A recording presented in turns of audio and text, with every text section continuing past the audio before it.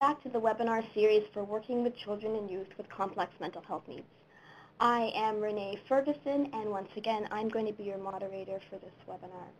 This is our 5th webinar in the series, and today we're focusing on looking at the challenging colonial norms for better mental health outcomes for Indigenous children and youth.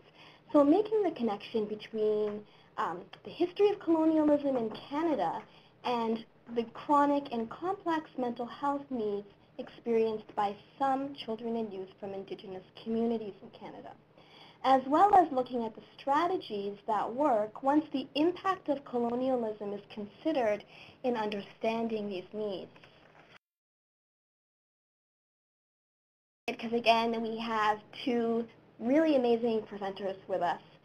We're being joined by John Rice, who's with us here in the room. John Rice is from Simcoe County branch. He's also third-degree Midewin, and he's from the Early Psychosis Intervention Program at CMHA Simcoe County branch. We have Lisa Martin, who's joining us from the Child and Parent Resource Institute. You'll hear us refer to this as CPRI. Lisa is also known as having met the Wind Element and Morning Star. She's from the Crane Clan, and she will be, she runs the Aboriginal Outreach Holistic Knowledge Sharing Circle with the Aboriginal Initiative programs at CPRI. So in a little bit, you'll get to hear from them and their experiences. Just to review the goals for today, we're going to review some of the unique historical and social factors impacting mental health and well-being of Indigenous children and youth with complex mental health needs, and really kind of think about what complex mental health needs means within this context, and then review some of the successful strategies coming out from CPRI for working with Indigenous children and youth with complex mental health needs. So really important in terms of understanding what some of the mainstream organizations are doing to provide more culturally safe care for Indigenous children and youth. So as usual, we have our poll. So I'll ask you to take a couple of seconds to just let us know if you've joined us before for the other 4 webinars. Take a few minutes to look at that. So as usual, we have a bunch of people who have returned. Thank you for coming back. And a few new people, so welcome. Maybe a couple more seconds. Great. So welcome to the new people, and welcome back to the folks who are joining us again. So for those who are joining us, again, this is not new to you, but for those who are new for us, just to give you a quick synopsis of the project, this is a project designed to offer some foundational training for direct service providers in Ontario working with children and youth with complex mental health needs. So there are 4 areas to this project. First, there's a live inventory comprising of training that's actually already happening and has already been happening across the province. This is housed on the website www.complexneeds.ca. That's probably the website that you use to actually register for this webinar. So you can find the inventory on that website. And what's really interesting about this inventory is it's living. So if there's things that you are doing, training that you're actually offering within your organization that you'd like to share with folks, you can actually log on to the website and then send your training, and then we'll post it up. The second is a series of webinars for which this is just one of them, and they're really focusing on some of the social determinant definitions of complex mental health needs. And then the last 2, a 2-day face-to-face training that will, and actually has already started to occur in 4 areas of the province. So we were in Thunder Bay in October, the beginning of October, before the snow started. We were in Ottawa the beginning of November, so last week, and we'll be in Toronto next week, and then followed by London in January, end of January. So if you'd like to register for those face-to-face workshops, you can find that information through the website. And then the last part is a 6-part online course focusing on the foundations of providing brief services, again, for children and youth with complex mental health needs. That will be available at the end of January. If that's something that interests you, again, you can find more information on the website. So the website, again, is www.complexneeds.ca, and this is a project that has been brought to you by CMHA Ontario and the Ministry of Children and Youth Services. So a couple of definitions that you'll need for this project, but also for this webinar today. First, when we refer to youth or young people, we're really talking about people 0 to 29, so really considering that transitional age as well. And then for complex mental health needs, I'll give you a quick definition here that we're using for the project, with a reminder that we had more of an intense discussion about this for the first webinar, and you can find that online through the recording. So complex mental health needs are children and youth who are experiencing significant, multiple, rare, or persistent mental health challenges that impact their functioning in most areas such as the home, school, and community. And so you can actually see, specifically for this workshop, how histories of colonialism, exclusion, racism could impact that. And so some of the examples of this, but not limited to, are children and youth who are living with co-occurring disorders, multiple diagnoses, and as I mentioned earlier, living with disorders that might be impacted by social exclusion, involvement with the justice system, histories of trauma. You'll hear us say use the acronym FNIM. That refers to First Nations, Inuit, and Métis people, for those of you who haven't heard that before. And then for this webinar, we're actually using the word Indigenous instead of Aboriginal.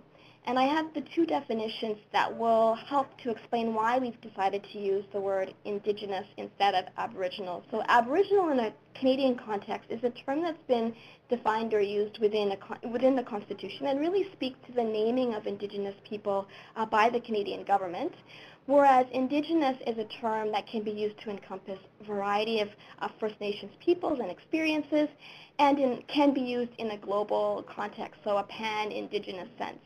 In the UN, Indigenous is used to refer broadly to people of long settlement and connected to specific lands, who've been adversely affected by industrial economies, displacement, and settlement of their traditional territories by others. And we looked to UBC to help us with this definition. So please keep those pieces in mind as we go through the presentation today. We're very happy to have you. We're very happy to have our guests today as well, and a reminder that you can find out more information about this training and other trainings at www.complexneeds.ca. So on that note, I want to introduce John Rice. Welcome, John. Thank you, Renee.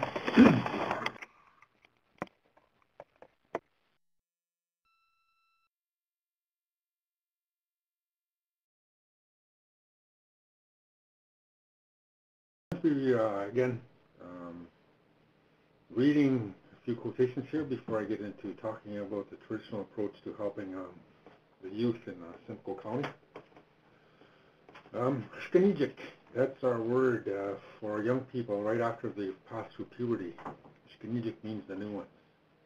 And this little bit I'm going to be doing will be discussing the connection between colonialism and its effects on the mental well-being of Indigenous youth, the need for interventions that make sense culturally for Indigenous youth.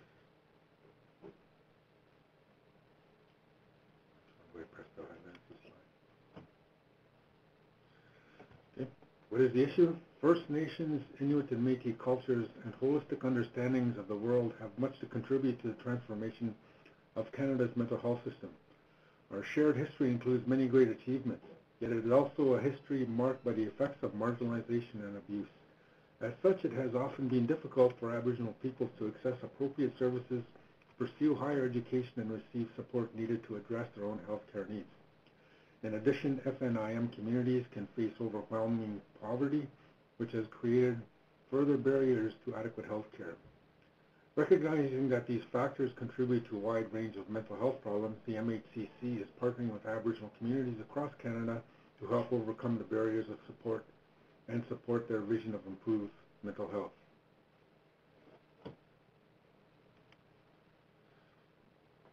Understanding the historical context.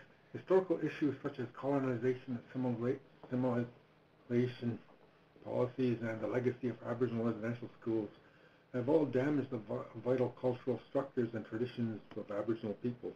This loss of identity has created significant disconnect between FNIM communities and the rest of Canada, which in turn has led to poorer mental health outcomes. The challenge of suicide. Although suicide is not a universal problem among FNIM communities, it is still a significant challenge and concern. According to Health Canada, suicide rates for Inuit youth are amongst the highest in the world, 11 times the national average, and suicide and self-inflicted injuries are the leading causes of death for First Nations youth and adults under the age of 45. The need for inclusion. As a country, Canada must work alongside FNIM communities to address their mental health care needs, part of which involves giving First Nations, Inuit, and Métis a greater voice in decisions made about the services that affect them. Closer collaborations with Aboriginal peoples is required to ensure the development of a more culturally appropriate mental health. The Seven Fires Prophecy is a series of prophets that came to the people, and this one speaks to the seventh prophet. The seventh prophet was younger than the others who had come, and there was a glowing light from his eyes. He said that there would come a time when the waters had been so poisoned that the animals and plants that lived there would fall sick and begin to die. Much of the forests and prairies would be gone, so the air would begin to lose the power of life. The way of the mind brought to the red, black, and yellow nation by the white nation would bring danger to the whole earth. And this time there would arise an Oskabamizik, a new people who would emerge from the clouds of illusion. They would begin to retrace their steps to find the treasures that had been left by the trail. The stories that had been lost will be returned to them. They will remember the original instructions and find strength in the way of the circle. The search will take them to the elders, and the new people will ask for guidance. But many of the elders will have walked the path of souls, to the star web. Many elders will have forgotten their wisdom, and they will not be able to help. Some of the elders will point in the wrong direction, and others will remain silent because of their fear. Some of the elders will be silent because no one has asked them for their wisdom. If the new people will find trust in the way of all things, in the circle, they will no longer need the selfish voice of ego, and they can begin to trust their inner voice.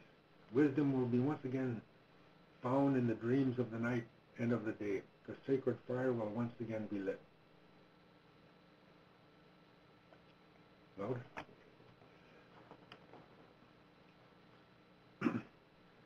This is by Edward Benton Benet. The light-skinned people will be given a choice between two paths. If they choose the right path, the seventh fire will light the eighth fire, and the final fire of brotherhood and sisterhood. If they choose the wrong path, remaining on the path of the mind, then the destruction they brought with them will come back to destroy them. The people of the earth will experience much suffering and death. Indigenous Youth, Identity and Challenges of Hope, in the United Nations International Expert Group meeting, January 29th to 31st, 2013. Identity for Indigenous youth globally is a challenging subject. As youth develop and transition from children to youth, then to adults to participate in the workforce, they go through a journey of identifying who they are. As the world around them changes, so does the way they identify to their ancestral ties, and set a solid foundation to becoming a strong and proud Indigenous person. Indigenous youth are now faced with a new generation of issues. When creating these foundations of identity, they are not only faced with social issues of youth in a mainstream society, they are faced with their own unique way of identifying as an Indigenous person in a modern world. Their ability to develop as youth is impacted by body image, anti-violence, pressures from social media, and peer pressure. For Indigenous youth, these issues are compounded by the pressure to live in two worlds, as an Indigenous person with community expectations and as a young person in a modern society. All creation stories are true.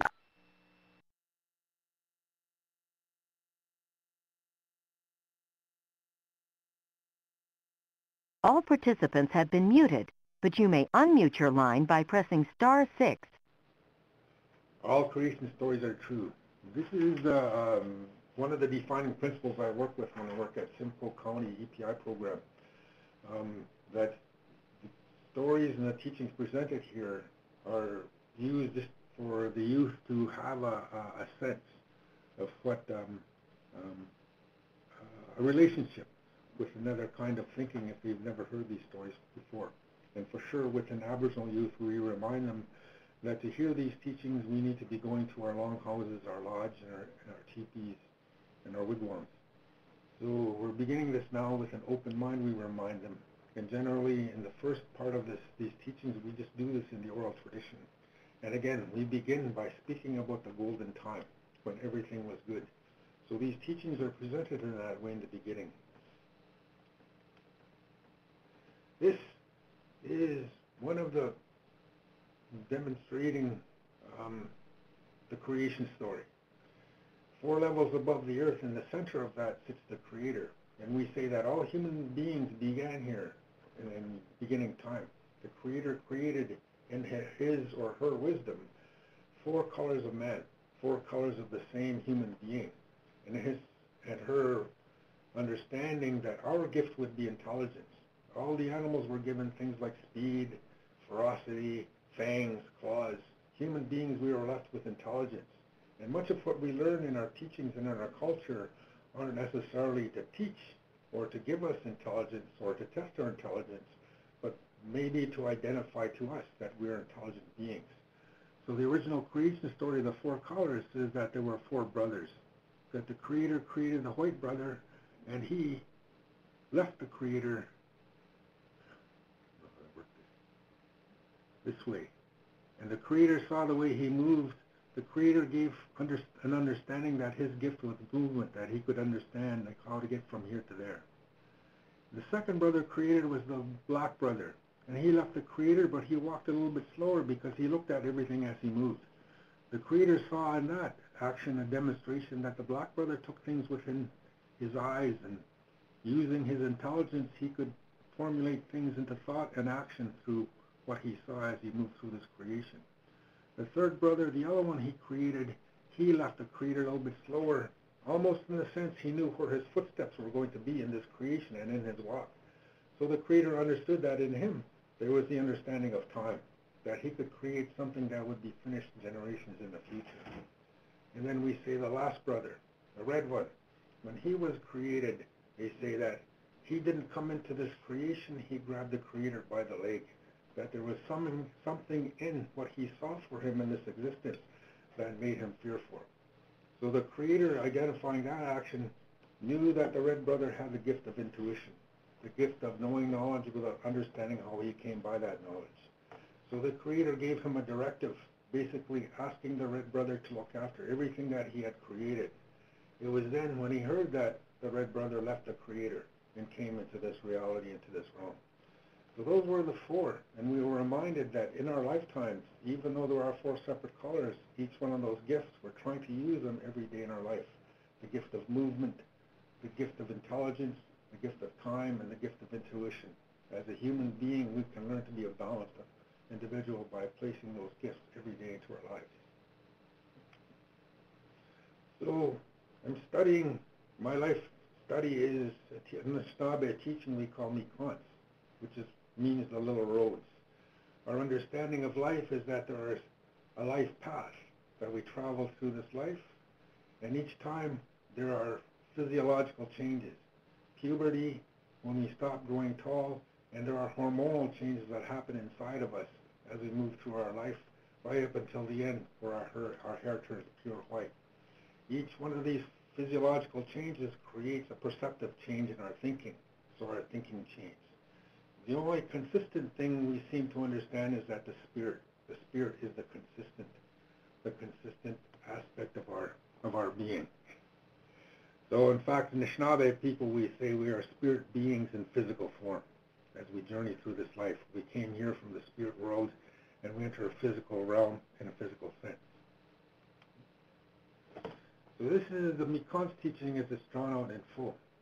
When we give this to young people, we ask them just to listen, and they can formulate how this teaching relates to them in their lifetime. And as we go through it, there may be circumstances or experiences in their life that may come relevant to them. Again, we mentioned things like residential school, childhood trauma, and various aspects that are connected to their the development of their identity in their lifetimes. So we try to do that for them in a good way in the beginning, that they can hear this almost in an idealistic sense. So that's what we do in the beginning with this teaching.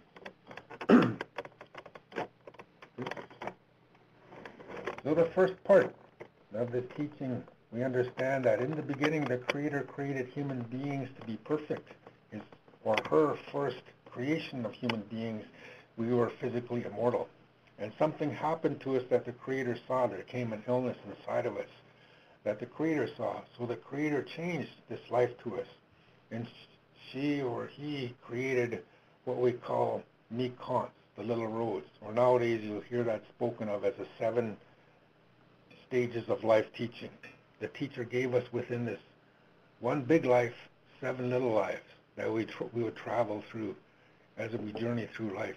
And each one of these would be a physiological change that would impact our perception of our life and our journey, our experiential journey. But also within this process, we're reminded that we would hear our spirit call out 7 times, why am I here? What is my purpose? In our understanding of Anishinaabe thinking, every time we wonder why we're here, that's a spiritual moment. Your spirit is reminding you why you're here. Because when we sat with the Creator here at the beginning, we had a conversation with the Creator. And basically we discussed what our life purpose would be. So when we give this teaching to our young people, we remind them that the Creator, the one who created everything, spent time with them before they came here. And there were several things they discussed. First of all, they discussed how long they would be in this life, how many tens of thousands of days they would journey here. There are also several things they discussed who their mother was going to be. In Anishinaabe, we believe we choose our mother. And in choosing our mother, we know our father, we know our helper. Our doorway into this life would be through our mother. So our mother and her purpose is very important to us as Anishinaabe people. Also, your mother's family would have a clan spirit, and your father's family would have a clan spirit. The clan spirit basically represents your place within your village, for families would have purposes within the social structure of your community. So your father and your mother would represent aspects of that. For Anishinaabe people, we follow the father. We go through the father's clan. But for Haudenosaunee people, they go through their mother. In various First Nations in Turtle Island, we'll see that relevance with each First Nation. One thing we remind young people that they're never alone, that the Creator, someone saw them sitting with the Creator, and this being, this entity chose that one, and we call that Spirit Helper. The Spirit Helper chooses the young one, and this one will help that one fulfill their life purpose. It's made a promise to this little one that they will help them as much as they can fulfill their life purpose in this lifetime. This next aspect of the teaching is very important because this is where we define the individuality. We don't speak about the Creator taking these big crystal balls and forming them into personalities or spirits. When the Creator sees you, he sees your personality already, and that's what he calls over to him. So you come and you listen to this whole conversation, you ask questions, and depending upon your personality, you have an understanding of your own identity at the spirit level. So that when the time comes that you're going to leave the spirit, we say that's when you receive your spirit name, or your Anishinaabe Noswin. Even as you're leaving the Creator, that's when you have your name, we say, to your spirit. So the young one travels from the highest level to this life. And they say that inside the mother, as she's putting all those pieces of the earth together to create the most beautiful form, which is your physical form, your spirit enters that once it becomes a human physical form. And that's what happens. You live inside your mother for a little while with all of this knowledge of your conversation with the Creator. So what happens then is you know many things. And some people, they say, would even come and speak to you while you're in your mother's womb, ask you questions, people who are in tune to that side of the spirituality, because they acknowledge your knowledge even before you were born. There's a point here where the Father would come and he would sing you the Father's song, which is basically, I wonder what your hands are going to do. So even in the womb you would hear, you have a life purpose here in this creation. So we say what happens next is your mother's water breaks. That's her announcement that you're almost here. Also, that she's taken care of herself well enough for you to be born. And then your father and his relatives make a sacred fire. That's the sacred fire of your life. It burns before you are born. And what they do is they sing songs to you, invitation songs. So near your birthing, the midwives and the women involved with your birth would hear this singing, and those would be the songs you would hear as soon as you're born. The instant you're born here, we say that you're a perfect human being. You're born in balance. There's absolutely nothing wrong with you the instant you're born. The Creator gives you this perfection so that in your lifetime now you don't have to worry about being an idealized perfection. The Creator says to you, I've created you perfect. Now go into life and find out about yourself, is what she says to you. So you can make this journey not worrying about fulfilling someone else's ideals about who you are. This is a very empowering concept when our youth hear this, that they've already been perfect. And some of the young people, or people in general who are struggling with addictions, and maybe the concept of being imperfect generates that shame or insecurity that leads them to addictions, at times can remember this, that they were perfect already, and they don't have to worry about that anymore. So this first part of life here that you come into, they call the good life. And basically at one time, you weren't forced or you weren't placed into sex role stereotypes yet. You were just a child who experienced life through play. And at one time, we were treated you like you had knowledge. So the adults in your life would observe your behavior. They would observe you. And they could pretty much have a good idea of who you were and what your spirit name is by your purpose. Very early in your life, someone would announce what your spirit name is, and those ones would come and help you, guide you into your lifetime. They would become mentors to you by knowing your spirit name. So this first part of your life is the good life. And all you need to do is make a noise, and those in your life would give you food, shelter, clothing, and affection. That's why it's called the good life. This very first developmental part of your life is important. We say everybody gets the good life. Who doesn't get the good life? They're not here right now. And then we come here now to this first little road. Puberty, they call it. It's where we change. These young children now, they move into becoming men and women. For men, they're called in the beginning Ashkinawe, brand new voice. And for all intents and purposes, they're men. And women, the girls, they become Ashkinikwe, or brand new woman. And for all intents and purposes, they're women. And those rituals that are associated with puberty transition them into this next life. And we say this first little road here, it has to do with selfishness. You're taught how to share. And the teaching around moderation says take only what you need. When you have too much, share with everybody. And we say these two people here, your mother and your fathers, were the ones who gave you that teaching and that understanding. That's the guiding principle that gives you a long, healthy life. That sharing and taking only what you need. So after the puberty rituals, you move into the second part of life. Nowadays, it's called a fast life. And the easiest physical way to represent that is your eyes.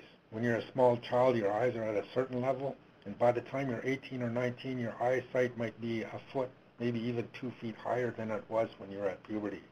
So just that perceptive change of looking up at people when you're going through puberty, to by the time you're 18, 19, and 20, to either looking eye to people or looking down on people.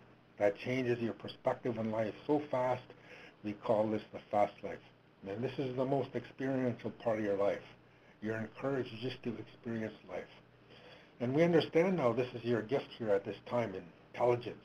We remind young people since the time they started daycare or school, they've been placed in an institution where they're encouraged to learn language and all the things we learn in schools, where they're very strong in using their intelligence and learning many things. So at this time, intelligence is important. At one time, we would even remind them that this is the time when they would be choosing their medicines. They're smart enough at this time to choose a medicine and spit it out, or use it, or even hold on to it till later on. This is the fast life. This next part of your life is where a student or a young people would begin wondering about life and wandering through this life, looking at different cultures. They say this is where they're learning respect by learning their place in this creation. And they would be open-minded to understand different things. That's why our youth in this age look at things like Buddhism, Catholicism, all of those different religions. They're interested in those. And they also look at different cultures and live in different areas. They're looking for this place in this creation. And they move into this next part of their life now, where they use that knowledge that they gathered in their wandering phase to get ready to do their life teaching. In this point in their life, we call it getting ready. It's an important discipline for them to listen to only the good things people say about them. We remind them of that. In hearing what people say about you, you will hear what your purpose is. We remind them of that. So it's a really strong discipline that they can get ready to move into their doing part of their life, which is the next 3 phases. These first 4 phases may take, for girls or women, anywhere from 18 to 24 years, because women are a little more centered in how they think and in their relationship with creation and community. Men sometimes it can take 35 to 40 years, because we're a little more physical, a little more experiential. It takes a little bit longer for us to tune into this. But the young people are encouraged during this time that they will face many things in their development. Childhood traumas again, and some of this intergenerational histories that their families had. And we go through this with each one of them through these first 4 phases and how that relates to them as they're going to face their next part of their life. And this is how we complete it in the end. In the end, we say it all comes together. You'll see a circle. If you fold this around in a complete circle, they'll see that it is a circle. And it is a cycle. It is a life cycle. So when we talk about when they're born, we say they're born perfect. They have a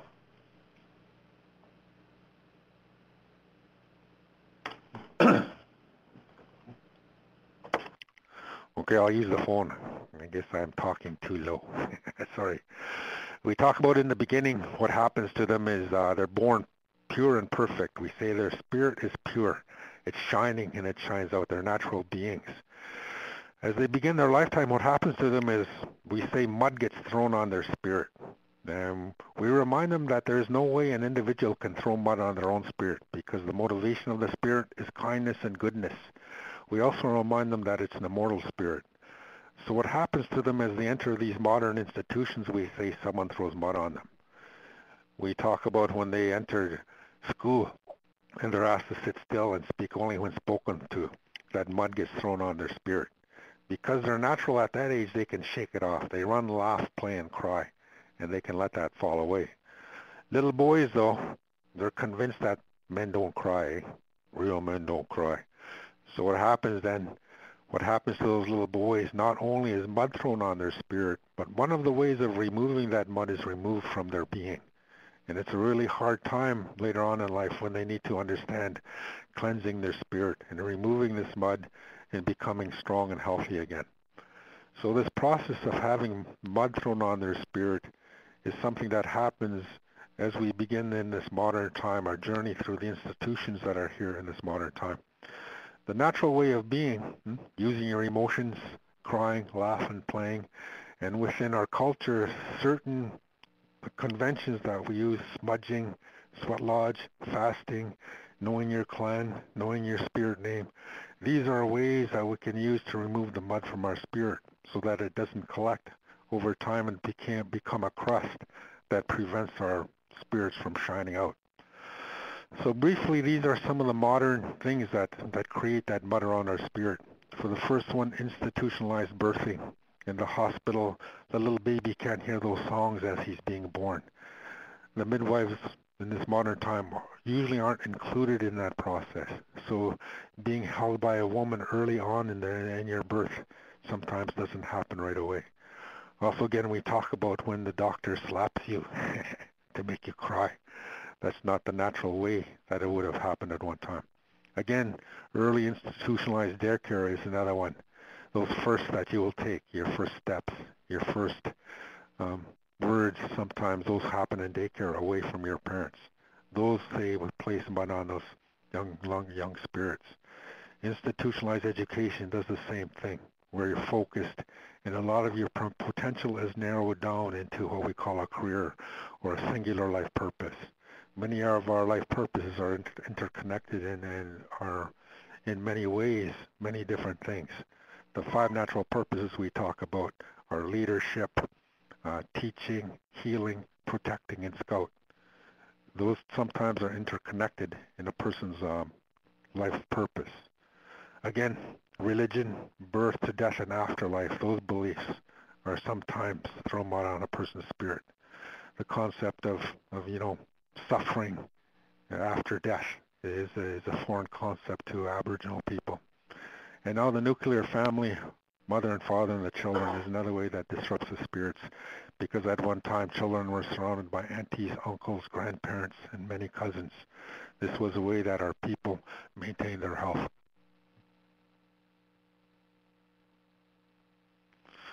So, Skanegic, the new ones, we talk about our young people, and you see this picture here, 2 representations of an Aboriginal youth in this process of moving into this modern time.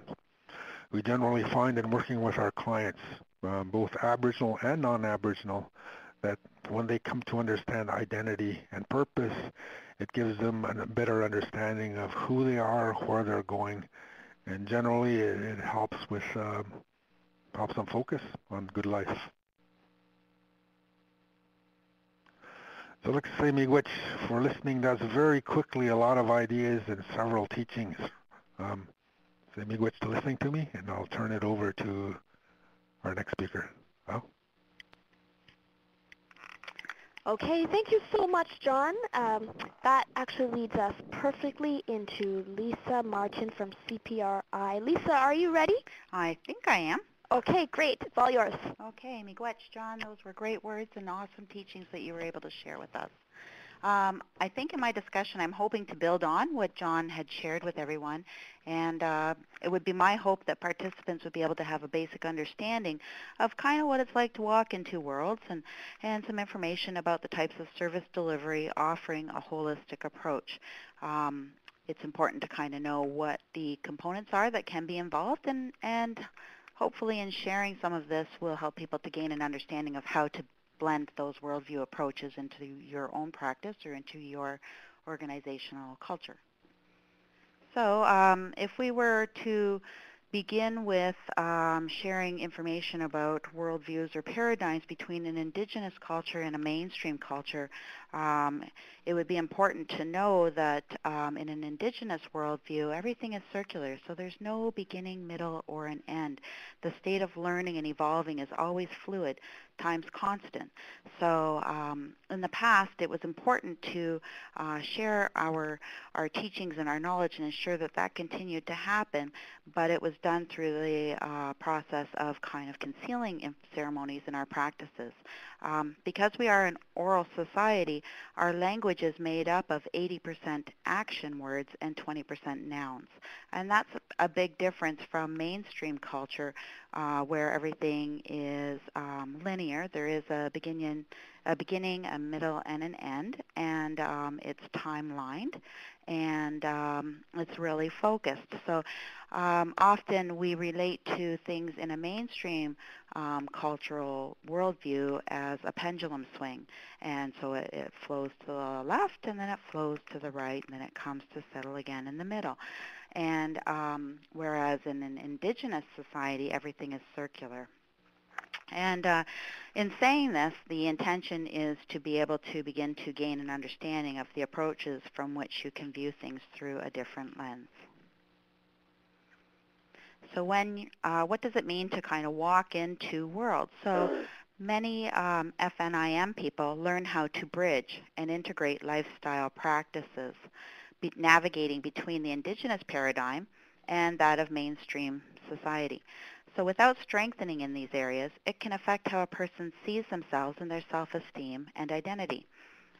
This is kind of what happens when a larger community is affected this way, and it affects the perceptions of how they view the outside world, and sometimes it can become distorted, and a subculture of various traumas can occur.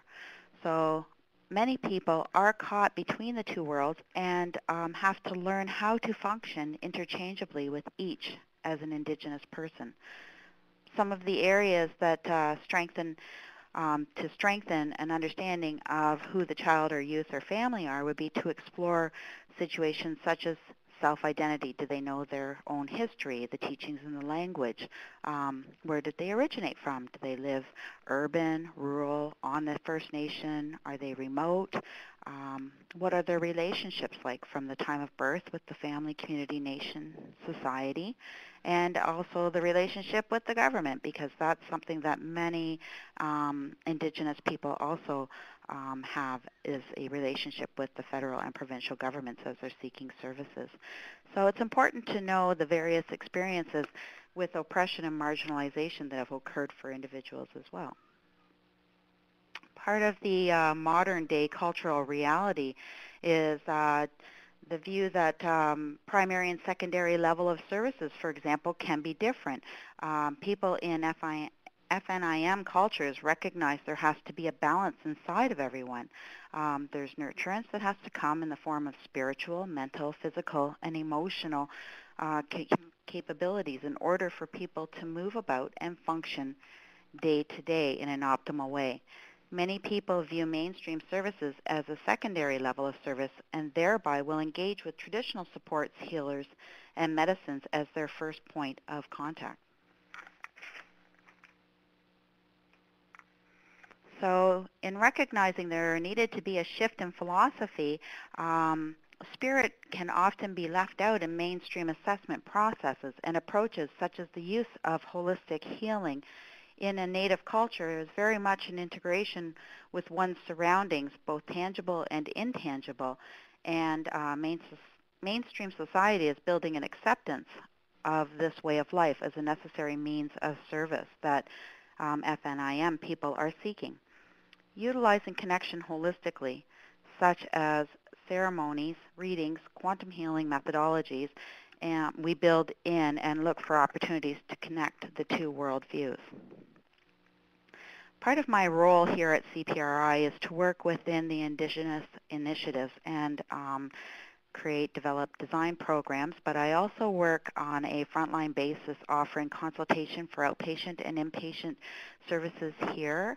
And I work with the various clinical teams offering cultural competency, safety, training, attachment, normalization.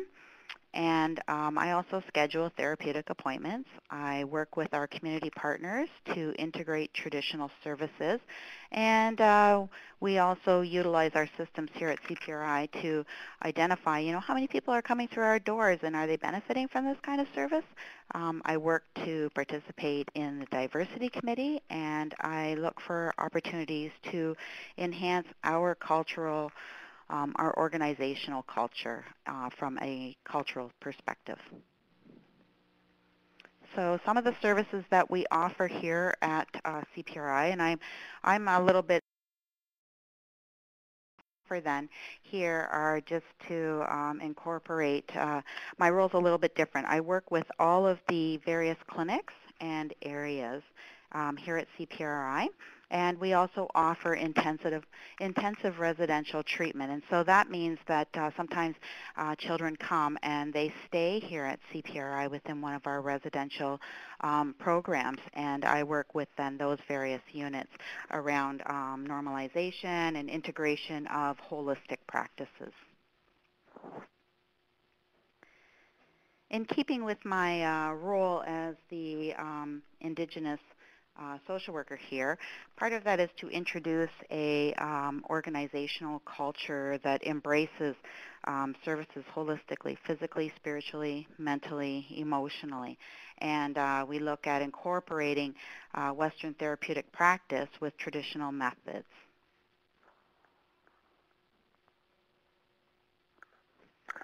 At CPRI, in keeping with those practices, we always look for ways to ensure that there is involvement of the child and family holistically in the process. And part of that, as I mentioned before, is just gaining an understanding of how family history is directly impacted through having the family share their story and gaining an understanding of any intergenerational traumas, environmental impacts that may be in existence. So we work to assist to understand where the child or the youth are and in this moment of time, and gain an understanding of where it's necessary to enhance areas of identity or reclaiming identity, helping people to understand that that's all a key component that's a part of the package of who they are. So we work on recognizing relationships and encouraging family involvement from the beginning and throughout. We work with families to attend traditional meetings and getting communities involved. We ask them to attend and be part of coming together to assist a person to achieve their own goals and identity. And this is kind of what the process looks like here at CPRI. So in keeping with the circular framework of life, we recognize that we are one experience in the life of the child or family. And here you can see that we are but one circle. It kind of starts at intake, and then it carries on through program involvement and all the different disciplines and people that become involved, from which we can talk about what does that look like? How do we get this understanding? And it's always child and family centered. And at our plan of cares, we pull in all the various people that have had some involvement and have some knowledge to share. And we build together our treatment, and we ensure that information is shared with our communities in transition, because we know that, again, although we are one part of the circle, we are just one part of that circle, and that life is going to carry on, and they are going to be integrating and having new methods of engagement and helping the families and the child and youth to achieve their optimal experiences. So what does that look like? We explore bridging here, and some of the things we do to incorporate an organizational cultural shift is to embrace an Indigenous worldview. As part of the normalization process, we offer opportunities such as community events. We encourage people to attend ceremonies and learnings and teachings. We work in partnership with our local First Nation, Inuit, Métis organizations, and we help to ensure that there is education both of the services that we have available, but also what are some of the cultural experiences as people are moving into ceremonies and getting to know who our partners are and our families as they come through our doors.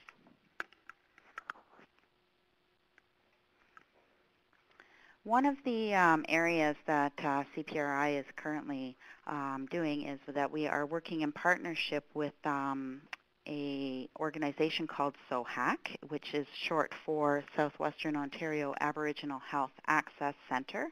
And we are working together to offer a Indigenous outreach holistic knowledge sharing circle. So we bring together and bridge the gap between westernized mental health services and Indigenous traditional knowledge sharing, and as a form of capacity building for individuals, families, communities, and we believe that it strengthens the nation. So how does this work? We co-facilitate with the traditional practices. We work on meeting holistic need and gaining an understanding of how trauma can be impacted, whether that be intergenerationally, historically, racially, ethnically. And we work with the purpose of establishing relationships, but we also help people to navigate some of the services that they would be receiving within a westernized system. and offer an opportunity to utilize Western services where it may not be a comfort zone, for example, for people to come to an institutionalized environment such as CPRI. So when people participate within the sharing circle, we provide specialized assessment for children and youth. And part of the expectation is that they have to be aware and willing to embrace meetings that incorporate a blending of traditional and Western assessment practices in a culturally safe environment. Referral could be from a psychiatrist, a family physician, or another clinician, a traditional healer, anyone who is involved or employed within the SOHAC services during our first year of the pilot. This is what the process of the knowledge sharing circle looks like from a SOHAC perspective.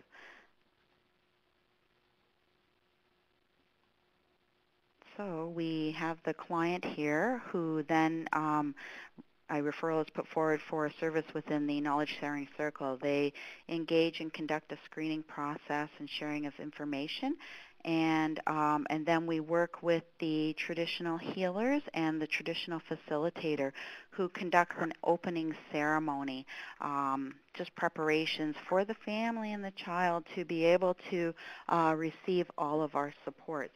And in this time, we invite the traditional healer to share their knowledge and their teachings and help the family to gain an understanding from a traditional perspective of what it is that's going on.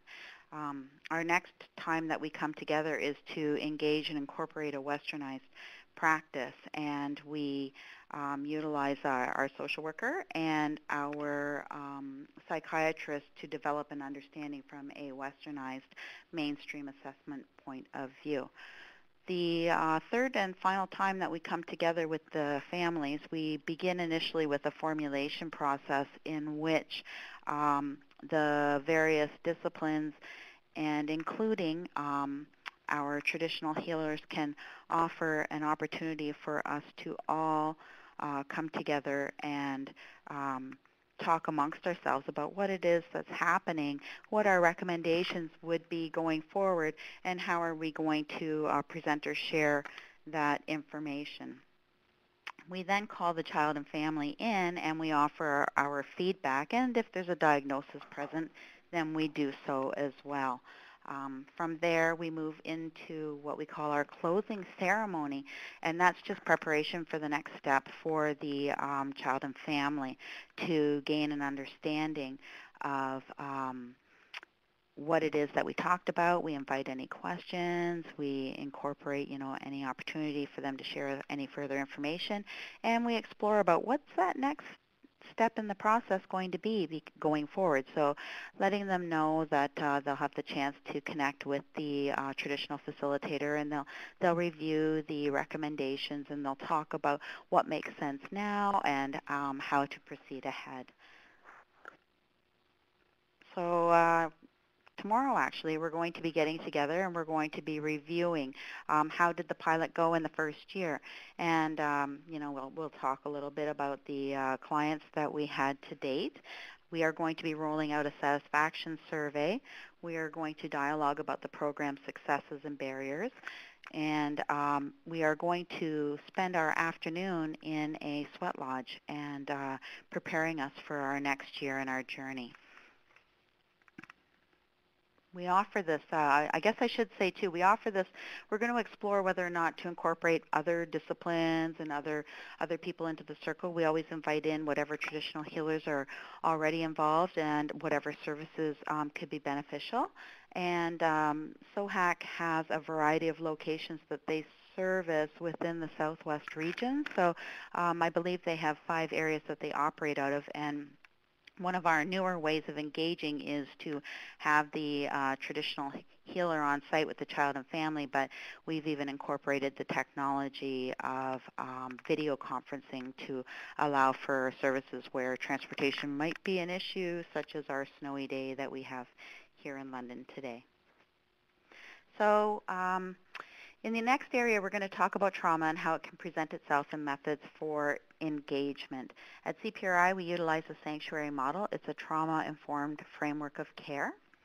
And we build in and blend knowing or understanding a child and family and some of the things that you might want to consider when building your practice setting or incorporating an organizational shift in culture is to do some of these approaches. So in gaining an understanding about trauma-informed and what that looks like, we take into consideration situations such as Maslow's hierarchy of need and that our identity formation via our traditional ways was interrupted with the introduction of systems and bureaucracies that are a part of mainstream culture. They're now integrated into many FNIM communities. So one such understanding of trauma could be the result that people want to seek out and relate to others in a form of codependency, and such as what's seen in addictions or abusive situations. They form intense and superficial relationships. The situation can become stagnant as a result of fear and incapability to build trusting and genuine intimacies. And so knowing a little bit about that, then it allows for you to explore and take the time for that relationship building that needs to occur. When people have a rule of a hidden secret or refusal to admit the existence of a situation, it can foster a cycle. Michael Tousignan indicates that communities can be affected because a number of people who have been traumatized and possess that outlook can have difficulty trusting another or anyone on the outside.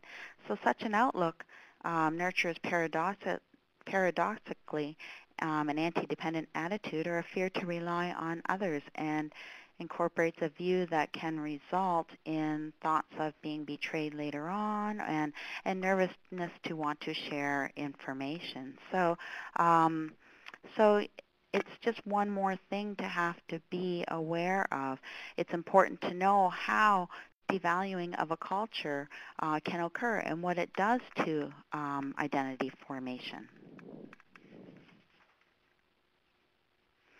We encourage the use of ecological engagement here, so we incorporate the environment into our practice. We utilize the flow of the seasons and nature as a change agent.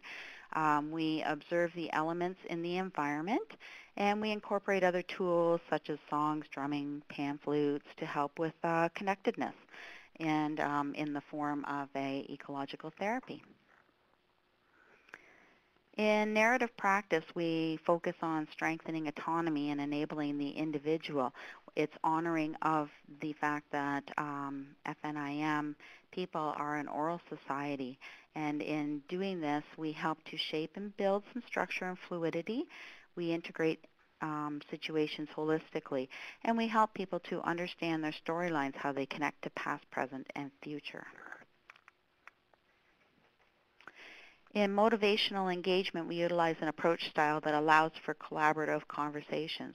Through these dialogues, focus is given to enhancing and strengthening a person's motivation for and commitment to change in regard to an identified concern or goal they have.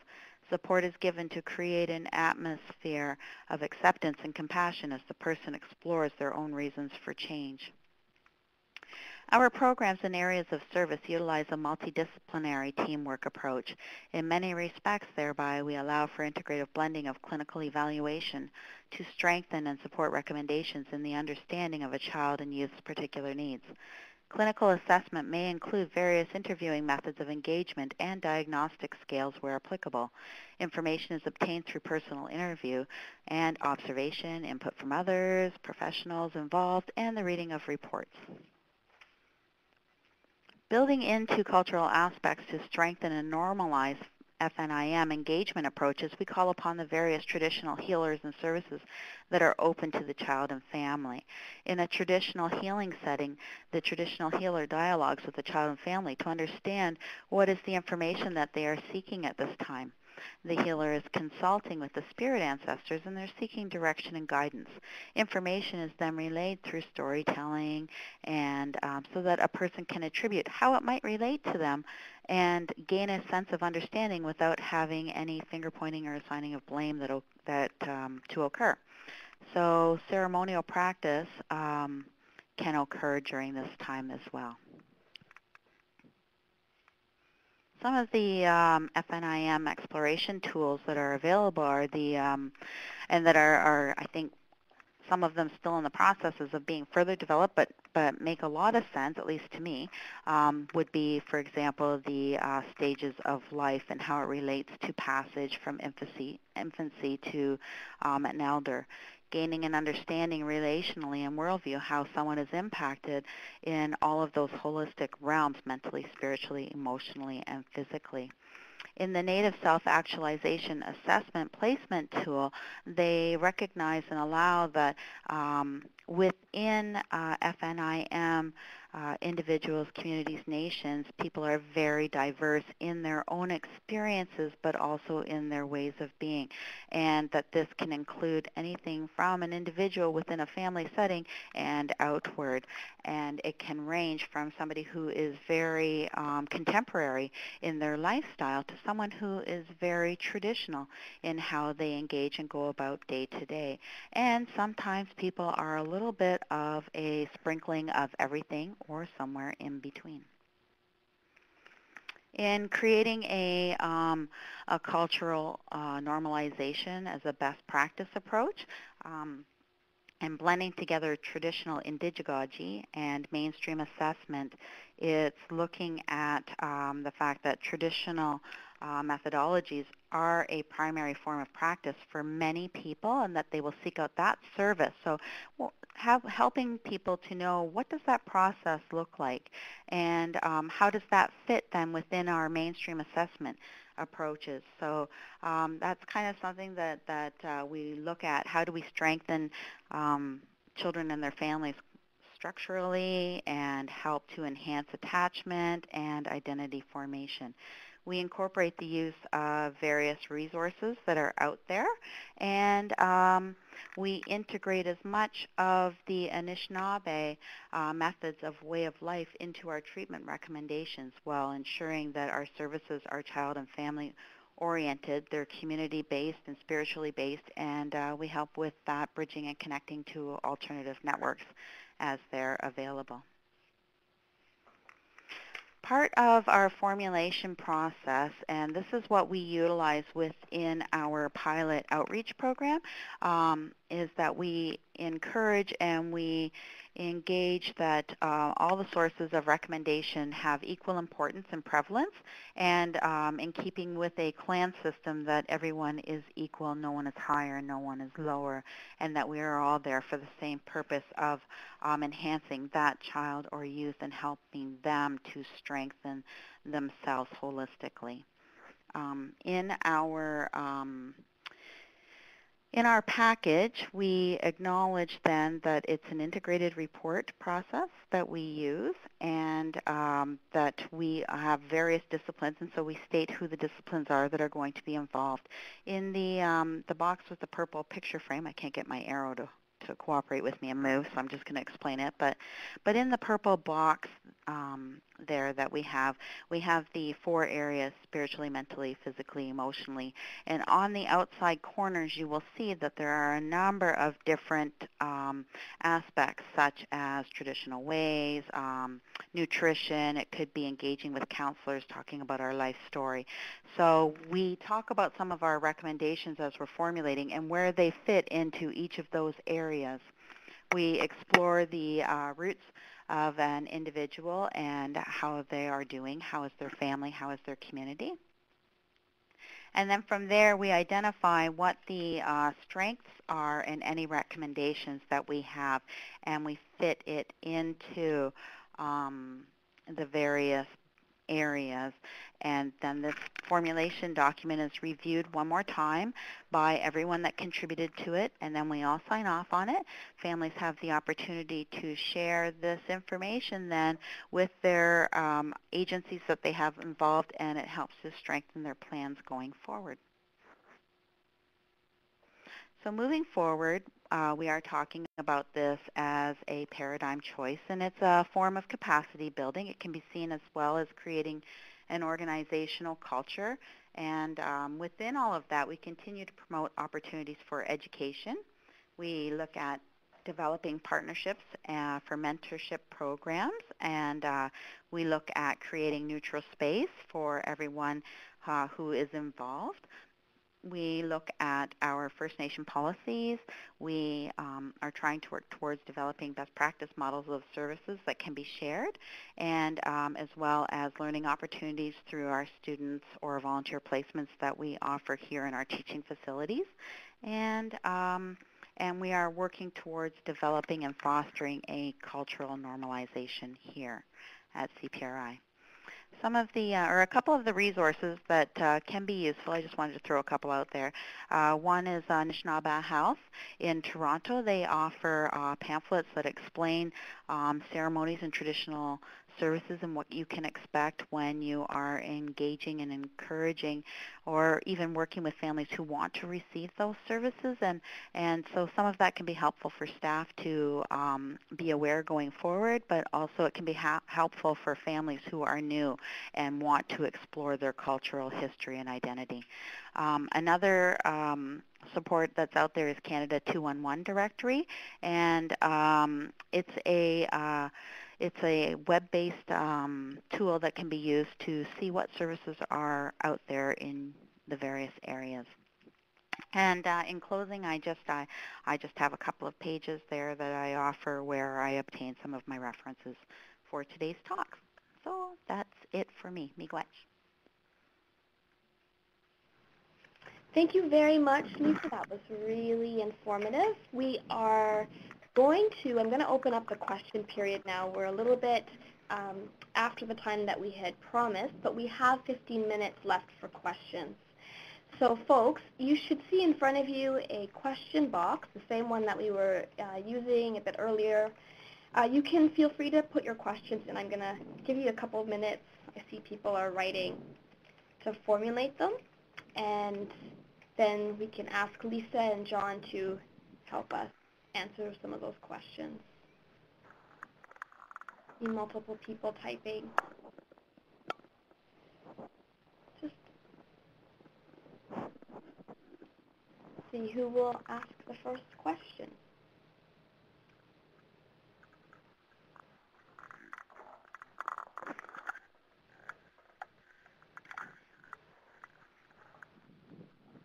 Okay, we got our first one. So it's a resource. So Caitlin just wanted to say that nsmhealthline.ca is another resource for community services. Thank you, Caitlin. Actually, if you send that by email to the complexneeds.ca email address on the website, we can actually post it for folks to take a look at as well. Another resource, I teach a course on online counseling assessments. Can you please direct me to some of the assessment tools or information that you use? Mm-hmm. And I think that might be directed to Lisa, but I'm not sure. So either whoever wants to answer, please go ahead. So I guess in answering that, I utilize a lot of the work that's offered through Estelle Simard. She is someone that I often refer to, and she has a number of published articles that she utilizes, and just sharing various frameworks and methodologies that you might want to incorporate into your practice. I also use the work of Terry Cross and Kathy Abelson. And so perhaps it might be helpful to take some of this information, and I believe I have them listed in my references, but I can just connect with Meredith to make sure that, and Renee to make sure that they do have access to that, and it can be posted then within our websites. Okay, thank you, Lisa. We, for people who are going to be looking for those resources, we'll have them posted up by tomorrow, by the end of the day, so you can check complexneeds.ca for that. Here's a question for Lisa and John, which is, how do we reconcile working with youth who are, in quotes, rejecting their Indigenous practices? Okay, I can go first. One of the things we do in the Mekon's teaching, there is a time in a person's life where they do reject their own culture. We talked about that after the fast life and the wandering and wandering life.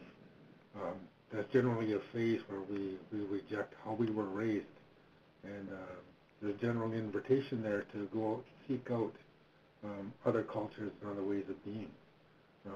There isn't, we try not to give them the impression that they have to even live our own cultures. It's a reinforcement of their free will and their freedom to choose how they're going to live their life. Lisa, did you want to add to that too? Actually, you know what? I agree wholeheartedly with what John had to say. I think that sometimes when children are rejecting their Indigenous practice, I think it can be hard for families to accept that they have a young one who maybe doesn't want to embrace this just yet. And I think it's fair to say that there's still opportunity for those families to go out and meet with their traditional healers. And often in the talking of this, it allows situations to explore. It allows to be explored, but it allows for work to be done through the parents. And sometimes in doing that, it moves things and creates change in a different kind of way that allows benefits to the child or youth inadvertently. And then there was just a question asking for John to repeat his response. Okay, my response is in Mekon's teaching, there's a place where youth are encouraged to actually not be into our culture anymore. Right after the fast life and the wandering and wandering life, they're encouraged to explore other cultures, other ways of being, and in fact, even not to be, to actually literally to turn away from our culture so that they can examine their own freedom and their own free will, their own ability to make choices for themselves in their life purpose. Okay. So there's a question or a couple of questions around how people can access the slides and the webinar. So the recording goes up as usual on Friday, so you can access it and watch with sound, and PowerPoint as well, so you can print them off and access them there. Other questions. So how do you find enough traditional healers and resources? I think this was... Up in Simcoe County, we have an organization called the Ecological Healing Lodge and Learning Center, and one of the groups I work with is the outreach, which is the mental health component. Actually, the Healing Lodge is compiling a list of respected, elders, and actually putting together, I don't know what you would want to call it, a way of assessing someone who's going to be working for agencies, a way of qualifying their backgrounds, their expertise, is to get at what you may find people who are actually schooled in the traditional practices from a traditional point of view. Yeah. Lisa, did you want to add? Sure. I think how we build on our knowledge of traditional healers and our resources is, again, we look at where are those respected resources. So, for example, we might incorporate the use of SOHAC often, and we will work with them around who are the traditional healers and accepted ones that are going to be available to offer these teachings, and what are the services that or agencies that we might engage and involve. Some people prefer to see their own traditional healers in their own communities as well. So when we're trying to find enough, it's a matter of we work with who's already involved, what do they know, and a lot of it is just really poking and exploring to see how can we help to strengthen and build that. Okay, great. Here's another, John, this question's for you. So you mentioned, they use the word dirt, but you mentioned mud on the spirit. Is there a difference in how one works through more traumatic experiences? Does that make sense? Yeah, it does. Specifically, I didn't mention it in my presentation, but when we talk about childhood trauma specifically, there's a process where we say that a child's spirit is placed within their, we believe that the spirit is right in the center of the chest. And it takes the child's community to squeeze it down into a perfect little round ball. And by the time puberty happens, either the mother figure or the father figure will place that in their chest. we say that childhood trauma sometimes may delay or interfere with that process, or that doesn't quite get finished. And the childhood trauma may carry on into adulthood, or at times the adult may finish that process themselves of having the spirit be placed within their own chest. So we say sometimes that, especially dealing with childhood traumas, the creator compensates that child. You may be giving them a heightened sense of intuition. So there are various aspects depending upon the experience that that is different from what we talk about, mud thrown on the spirit. Okay. I think, are some people having a hard time hearing this? You can drop a note if we are, and we can come back to it. But there is someone who wants to just give a shout out, Suzanne Woodruff, it looks like her last name is, saying that if there's any First Nations mental health programs who are interested in an experienced art therapist, they can contact her, and her email is right there in the question box. Lisa, this question is for you. So you mentioned that you are going to be obtaining feedback from clients who have been through SOAC's program so far. From your experience so far, have you found, or do you feel that the integrated approach has been successful in outcome measures for children and youth?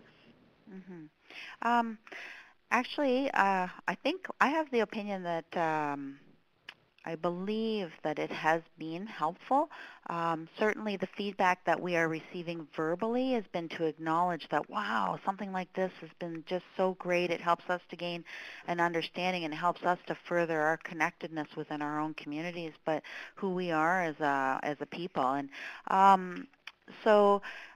sometimes what I have found is that I guess a number of the people who have been through our SOHAC program so far are people who are just getting started and reconnecting with their culture and their heritage. And so for them, often the feedback that we've heard has been that it's been so beneficial, and it's helped to steer them in a way that they can begin to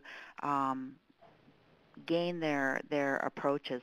They also appreciate the incorporation of the westernized assessment practices because it helps them in the school systems, and it helps them in the development and the creation of the education plans, and knowing what is available out there and how can we continue to build and bring about the sharing of both cultures to enhance this child or youth. Thank you, Lisa. A couple of other questions. This question, I'm not entirely clear what this is referring to, but Lisa and John, you may. This question is, are there support services for children who are not Indigenous but feel, in quotes, drawn to Indigenous culture? Does that make sense for you guys? Yeah, for sure. Mm-hmm, absolutely. In EPI and Simcoe County, other caseworkers will discuss case by case. Non-Aboriginal clients who may be interested in the holistic view of body, mind, and spirit. So I'll sit with the caseworker and the client from time to time, going through the Mikos teaching and other aspects of our spirituality. Great.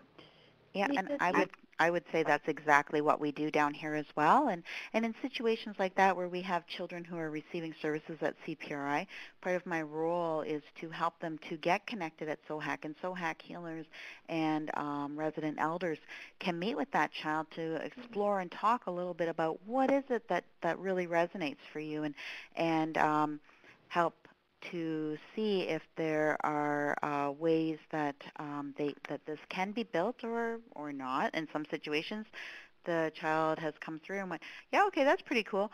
I think I've got what I need right now, and I'm going to carry on.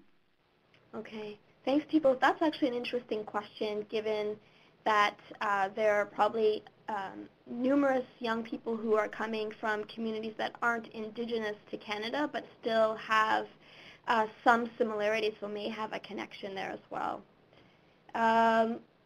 There's one question. Okay, this is another interesting question because it brings us back to the traditional definition of complex mental health needs. John's asking, John Nelson is asking, not our John, do you have any thoughts on complex problems that may be more related to developmental problems or disorders such as those on the autism spectrum? Any thoughts on that, Lisa or John? I can go first with this, I guess. Sure. So when we have children, and we often have children come through our doors who do have these types of complex problems and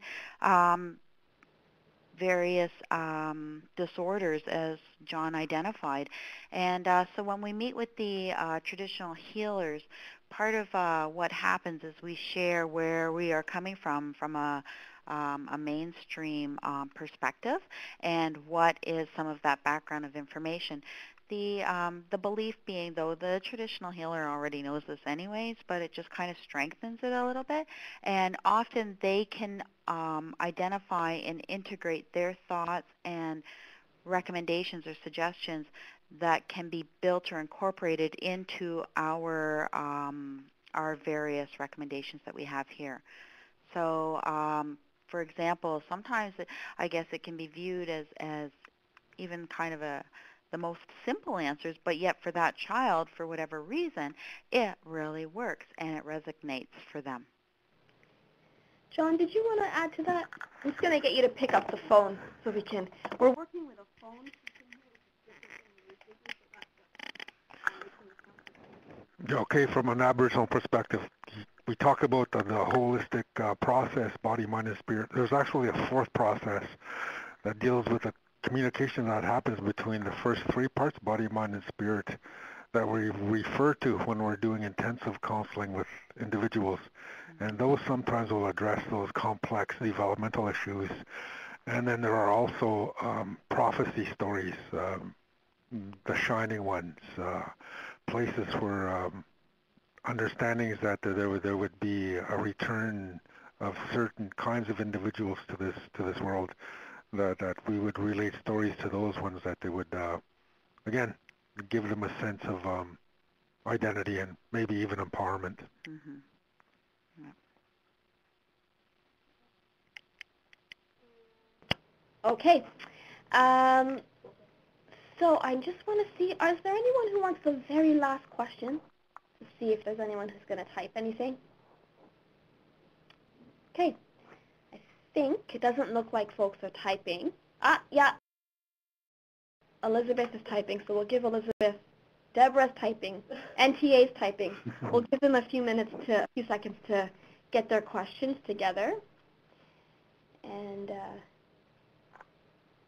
I should say that we're really lucky to have John with us today, actually present in the room with us today. I don't know if people know this. He's coming from Barrie, and they've had a ton of snow, so he's managed to make it out to be with us today. And Lisa also has a lot of snow. Mm-hmm. Okay, so we have Elizabeth. We have a bunch. Okay, so Elizabeth, not a question, but thank you for the presentation. I work in Southwest, and would be interested to learn more about the SOAC program going forward. So, Elizabeth, we'll be able to link you with that through the website. So to log on to the website by the end of the day tomorrow, we'll have that information. And then, unfortunately, due to technical difficulties, I missed part of the presentation, but what I heard was great. Thank you, Deborah. Glad to have you back again. And from Laura, thank you, John. So it looks like we're wrapped up with questions. Really, really appreciate that both Lisa and John were able to spend this time with us today and be with us and share some of their experiences, both in terms of helping us understand the impact of colonialism, and then also some of the things that mainstream organizations are doing to really have an impact on children and youth with complex mental health needs, specifically Indigenous children and youth. So to get you guys prepared for the next webinar, please check out www.complexneeds.ca. Invite your friends, invite your family. We're going to be doing December 11th. That's a Thursday, same time. The focus is on children and youth with complex mental health needs who are in care, and so looking at some of the responsibilities around that. You can still register for it. That'll be it for 2014, and then in 2015 we will start again. So we look forward to seeing you in a couple of weeks, and please feel free to engage with us on the website.